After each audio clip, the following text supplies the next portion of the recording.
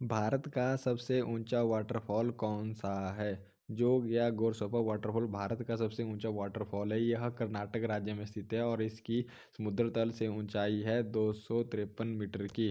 भारत की सबसे लंबी नदी कौन सी है? गंगा नदी भारत में बहने वाली सबसे लंबी नदी है और यह भारत में 2525 किलोमीटर की यात्रा करती है या दूरी तय करती है। केटू की ऊंचाई कितनी है? केटू की ऊंचाई है 8611 मीटर। दोस्तों, जो क्वेश्चन मैं इस वीडियो में बता रहा हूँ, हर एग्जाम में इनमें से कोई ना कोई क्वेश्चन ज्योग्राफी वाले पोर्शन से पूछा ही जाता है। तो आपसे रिक्वेस्ट है कि इस वीडियो को अंत तक देखें और स्किप ना करें। और ये है मेरी ज्योग्राफी एमसीक्यूज़ की इंडियन ज्योग्राफी टॉप 30 एमसीक्यूज़। और जो मेरी नेक्स्ट वीडियो आएगी वो आएगी वर्ल्ड ज्योग्राफी टॉप 30 एमसीक्यूज़ की। तो अगर आप ये चाहते हैं कि आपको उसकी नोटिफिकेशन आए तो आप मेरे चैनल को सब्सक्राइब कर दें ताकि सबसे पहले आप तक नोटिफिकेशन आ जाए। भारत में स्थित एकमात्र सक्रिय ज्वालामुखी कौन सा है? बैरन ज्वालामुखी ना भारत में एकमात्र सक्रिय ज्वालामुखी है। भारत में चावल का कटोरा किसे कहा जाता है? भारत में चावल का कटोरा आंध्र प्रदेश को कहा जाता है और सबसे ज़्यादा जो चावल उत्पादन करता है वो हमारा पश्चिम बंगाल। भारत में चाय का सर्वाधिक उत्पादन कहाँ होता है, मतलब किस राज्य में होता है? असम राज्य में भारत का सर्वाधिक चाय का उत्पादन होता है। भारत और चीन के बीच की सीमा रेखा को क्या कहा जाता है? मैकमोहन रेखा कहा जाता है भारत और चीन की। और जो भारत और पाकिस्तान की उसको कहा जाता है रेड क्लिफ। भारत के दक्षिणतम बिंदु को क्या कहा जाता है? जो भारत का सबसे दक्षिणतम बिंदु है उसको क्या कहा जाता है? इसका है इंदिरा पॉइंट। और जो भारत का नॉर्थ वाला हिस्सा है उसको कहा जाता है इंदिरा कॉल। ये याद रखनी, इंदिरा पॉइंट दक्षिण और उत्तर में आपका इंदिरा कॉल। जनसंख्या की दृष्टि से भारत का सबसे छोटा राज्य कौन सा है? जो सिक्किम है वो जनसंख्या की दृष्टि से सबसे छोटा राज्य है और क्षेत्रफल की दृष्टि से आपका गोवा सबसे छोटा राज्य है। कर्क रेखा भारत के कितने राज्यों से होकर गुजरती है? दोस्तों, बहुत बार ये क्वेश्चन पूछा गया है एग्जाम में। 8 राज्यों से कर्क रेखा गुजरती है। और ये कौन कौन से राज्य हैं यहाँ पे एक बार नजर डाल लेते हैं। सबसे पहले है आपका गुजरात, राजस्थान, मध्य प्रदेश, छत्तीसगढ़, झारखंड, पश्चिम बंगाल, त्रिपुरा तथा मिजोरम। इन राज्यों से कर्क रेखा गुजरती है। अंडमान और निकोबार के मध्य कितना डिग्री चैनल आता है? दोस्तों, 10 डिग्री चैनल जो है इन दोनों के मध्य आता है। भारत के पूर्वी तट को क्या कहा जाता है? जो भारत का पूर्वी तट है उसे कोरोमंडल तट कहा जाता है। और जो हमारा पश्चिमी तट है उसको ना मालाबार तट कहा जाता है।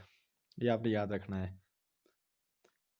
अरावली पर्वत की सबसे ऊंची चोटी कौन सी है? गुरु शिखर अरावली पर्वत की सबसे ऊंची चोटी है। केसर का सर्वाधिक उत्पादन किस राज्य में होता है? जम्मू कश्मीर में केसर का सर्वाधिक उत्पादन होता है। ब्रह्मपुत्र नदी को तिब्बत में किस नामों से जाना? दोस्तों, ये क्वेश्चन भी एग्जाम में बहुत बार घुमा फिरा के पूछा था, इसलिए मैंने इसके सारे आंसर इंक्लूड कर दिए गए हैं इस आंसर में। ब्रह्मपुत्र को भारत में कुछ और नाम से जाना जाता है, असम में कुछ और नाम से जाना जाता है और जब बांग्लादेश में जाते हैं तो उसे कुछ और नामों से जानता है। एक बार देख लेते हैं। ब्रह्मपुत्र का नाम तिब्बत में सांपो या सांगपो सांपो या सांगपो कहा जाता है। और अरुणाचल में डीही तथा असम में इसे ब्रह्मपुत्र कहा जाता है। और जब ये भारत को छोड़कर बांग्लादेश में है तो इसे जमुना कहा जाता है। ये आपने याद रखना है। तिब्बत में सांगपो, अरुणाचल में डीही, असम में ब्रह्मपुत्र और जब बांग्लादेश में है तो इसे जमुना कहा जाता है। आई थिंक ये क्लियर हो गया। भारत में साइलेंट वैली प्रोजेक्ट किस राज्य में स्थित है? ये दोस्तों केरल राज्य में स्थित है। भारत की सर्वाधिक वन किस राज्य में पाए जाते हैं? सबसे ज़्यादा वन भारत में जो है मध्य प्रदेश में पाए जाते हैं। वर्तमान में भारत में सबसे कम लिंग अनुपात वाला राज्य कौन सा है? लो सेक्स रेशो कहाँ पे है? ये हमारी हरियाणा में है। और यहाँ पे मैंने 879 इंक्लूड भी कर दिया गया। सबसे ज़्यादा आपकी केरल में है। ओके। मणिकर्ण गर्म जल स्रोत किस राज्य में स्थित है? ये आपके हिमाचल प्रदेश में है, एचपी। भारत का सबसे लंबा राष्ट्रीय राजमार्ग कौन सा है? दोस्तों, इसमें बहुत कंफ्यूज होते हैं। जो राष्ट्रीय राजमार्ग 44 है वो भारत का सबसे लंबा है। इससे पहले जो राष्ट्रीय राजमार्ग वो 7 था और 7 का नाम बदलकर 44 कर दिया गया है। ये आपने याद रखनी है। हीराकुंड परियोजना किस राज्य में तथा किस नदी पर स्थित है? जो हीराकुंड है वो उड़ीसा में है और ये महानदी पर स्थित है। अम, छोटा नागपुर पठार की सबसे ऊंची चोटी कौन सी है? पार्श्वनाथ। छोटा नागपुर पठार की सबसे ऊंची चोटी जो कि पश्चिम बंगाल में है। देवप्रयाग किन नदियों के संगम पर स्थित है? या देवप्रयाग पर कौन कौन सी नदियां मिलती हैं? जो भागीरथ तथा अलकनंदा है वो देवप्रयाग में मिलती है और गंगा का निर्माण करती है। इन दोनों की संयुक्त धारा को हम गंगा कहते हैं। भारत में चंदन के सर्वाधिक वृक्ष किस राज्य में है? जो कर्नाटका है हमारे, उसमें भारत के सर्वाधिक चंदन के वृक्ष है। और सबसे ऊंचा वाटरफॉल जोग प्रपात 253 मीटर की हाइट पर समुद्र तल से, वो भी कर्नाटका में स्थित है। अंकलेश्वर तेल क्षेत्र किस राज्य में स्थित है? ये गुजरात में है आपका। अंकलेश्वर गुजरात में, याद रखना है। पाक जल डमरू मध्य किन दो देशों को अलग करता है?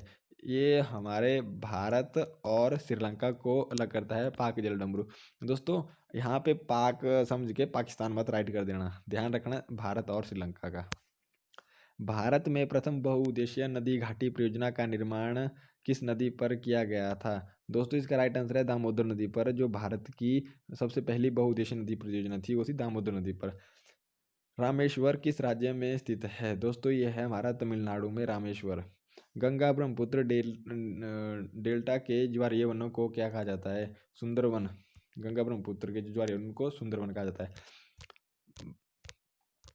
भारत में सर्वाधिक वर्षा वाला स्थान कौन सा है? दोस्तों आप सोचते होंगे चेरापूंजी, बट चेरापूंजी चेंज हो गया, अब मासिन राम है। ये आपने ध्यान में रखते हुए चलना है कि अगर ये सवाल पूछा गया तो आप मासिन राम पर टिक करोगे, ना कि चेरापूंजी पे। This is a most important question. Bharat में मौसम चित्र बनाने का मुख्य कार्यालय कहाँ स्थित है? दोस्तों पुणे में है। खांसी और गारो जातियाँ मुख्य कहाँ पाई जाती है? ये हमारी मेघालय में पाई जाती हैं। भारत का कौन भारत का कौन सा राज्य भारत का मसाले उद्यान कहा जाता है? ये आपका केरल है। केरल को भारत का मसाले उद्यान कहा जाता है। दोस्तों ये थे हमारे आज के टॉप 30 MCQs।